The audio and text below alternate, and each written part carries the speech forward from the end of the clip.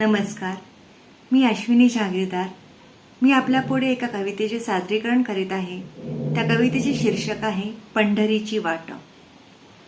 पाऊले चालती पंढरीची वाट, जमला वैष्णवांचा मेळा, करी विठ्ठलाचा जयघोष, भावासे त्यांचा भोळा.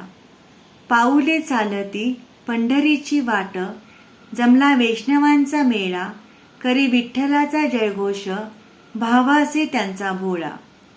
विठ्ठल नामात होई प्रभात, विठ्ठल नामातच सांज, विठू माऊलीचा गजर, असे दिन रात. विठ्ठल नामात होई प्रभात, विठ्ठल नामातच सांज, विठू माऊलीचा गजर, असे दिन रात. विठू माऊलीच्या दर्शनाची आस लागली मनी, साथ असे टाळ मृदुंगाची, माऊलीची स्मृती वसे लोचनी.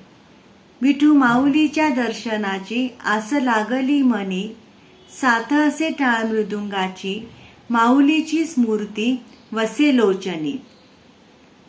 विठू माऊलीचे नाम घेता धन्य होई जीवन, श्रम परिहार होई, माऊलीच्याच गजरात तृप्त होई मन. विठू माऊलीचे नाम घेता धन्य होई जीवन, श्रम परिहार होई, माऊलीच्याच गजरात तृप्त होई मन. विठू माऊलीचे रूप नयनी दिसे, ठसे हृदयात, तन मन तल्लीन झाले विठू माऊलीच्या नामघोषात.